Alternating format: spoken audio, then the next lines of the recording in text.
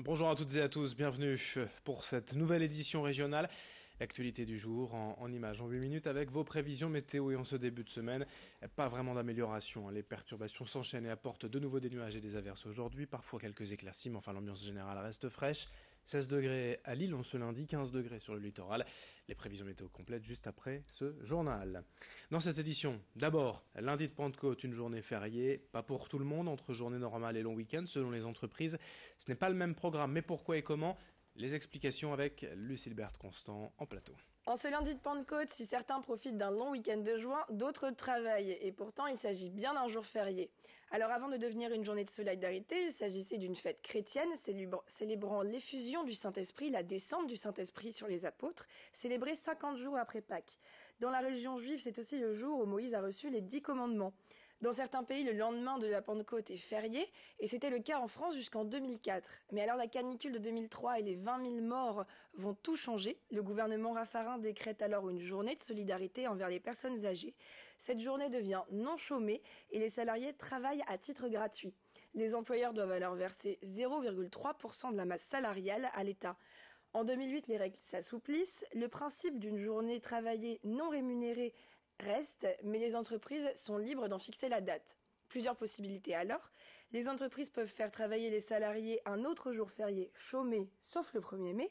Ils peuvent aussi supprimer un jour de RTT aux salariés ou encore demander aux salariés de travailler 7 heures supplémentaires non rémunérées, fractionnées sur l'année. Comme vous le voyez, nous, à Grand Lille TV, nous sommes aussi concernés, mais nous sommes là toute la journée pour vous informer. Merci Lucille pour ces quelques détails précieux. Dans la région, dans quelques semaines, du 5 au 28 juillet, le monde du théâtre a rendez-vous au 73e Festival d'Avignon, un événement devenu incontournable pour les Hauts-de-France au travers du OFF, le festival alternatif qui rassemble les compagnies indépendantes. Cette année encore, le conseil régional investit près de 420 000 euros pour soutenir 16 compagnies régionales à se produire sur place. Elles bénéficient ainsi d'un lieu au cœur d'Avignon pour jouer et d'une aide promotionnelle. Cette année, l'accent est mis particulièrement sur les jeunes talents et l'égalité féminine. Ces 16 compagnies sont toutes bien différentes, mais représentent la culture de la région lors d'un événement international. Explication au micro de Rémi Desremeaux. La région accompagne 16 compagnies qui vont être aidées financièrement pour pouvoir être présentes, puisque ce sont des coûts de location, des coûts salariaux, ce sont des coûts aussi de technique, de logistique.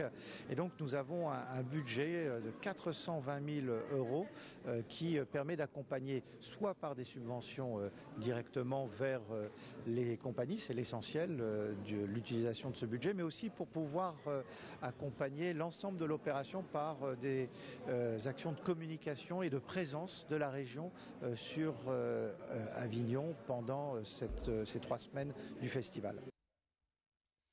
Dans cette édition également, quelques images d'une nouvelle manifestation contre un poulailler géant dans la région après Hofkerk près de Calais il y a quelques jours. Voici Pietgam près de Dunkerque, 107 000 poules annoncées, plus de 30 millions d'œufs pondus par an. Ce samedi, vous le voyez, ils étaient environ 200 à manifester dans les rues de Pietgam.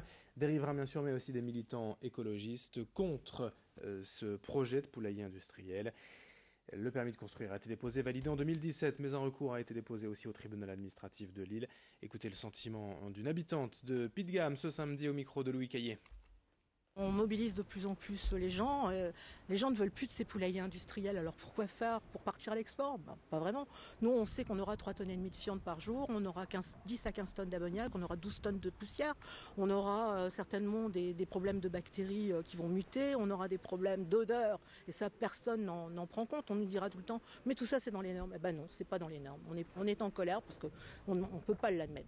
Personne ne voudrait avoir ça à côté de chez soi, et encore moins en faire profiter à tous ses voisins, quoi.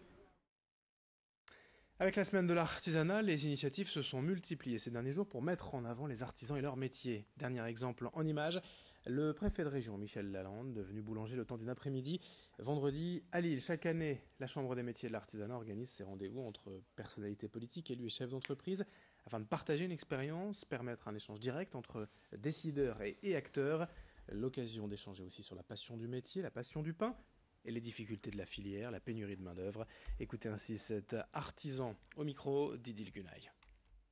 Surpris, oui. En fait, quand on m'a appelé la semaine dernière pour me demander en fait si je pouvais recevoir Monsieur Griset en fait et Monsieur Lalande en fait préfet des Hauts-de-France, cela m'a étonné. Mais bon, après voilà, ça fait toujours plaisir en fait que les grandes personnes en fait de ce monde en fait viennent nous voir quoi.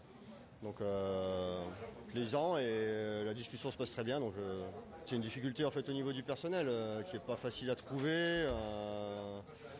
On nous oblige en fait à fermer une journée dans la semaine, ça ne nous dérange pas. Mais d'autres entreprises en fait, eux puissent ouvrir en fait 7 jours sur 7, c'est pas possible. Donc c'est à nous en fait à essayer de nous démarquer par rapport à ça. Et le préfet est là pour ça, je pense. Donc c'est bien. Et puis on termine avec une superbe expo à voir actuellement au centre historique minier de Leeuwarden jusqu'en septembre, fin septembre. À l'épreuve du fond, la mine vue par Paris Match. Très tôt, la presse s'est intéressée aux conditions de vie des mineurs et Paris Match, magazine national également, est souvent venu dans la région, dans le bassin minier, pour témoigner des grèves, des catastrophes, des reportages au fond de la mine ou dans les corons. En partenariat avec le Centre historique minier Paris Match, développe ainsi des clichés pour la plupart jamais vus. C'est jusque fin septembre et présenté ici au micro de Lucille Berthe-Constant. De manière assez inattendue, encore une fois, les photographes qui travaillent pour Paris Match et qui réalisent donc des reportages ont une véritable patte artistique dans leur photographie, c'est-à-dire que certaines des photographies prises par ces journalistes dans le cadre d'un documentaire, en quelque sorte, sont véritablement travaillées avec des cadrages extrêmement spécifiques qui font des photographies des véritables œuvres d'art. Vous avez des thèmes vraiment liés à l'actualité, c'est-à-dire les grèves qui ont beaucoup marqué l'histoire de la mine, mais également les accidents, les catastrophes, c'est-à-dire en gros les risques et les dangers que l'on peut trouver à la mine. C'est d'ailleurs pour ça que l'exposition s'appelle « À l'épreuve du fond », lorsque ces photographes venaient se confronter au monde de la mine dans tout son environnement, aussi dangereux qu'il puisse être. Fin de cette édition régionale, merci de votre fidélité, merci d'être en notre compagnie. Restez avec nous encore quelques instants, la météo complète dans un instant et juste après, une nouvelle édition dès le prochain quart d'heure. Très bonne journée à tous.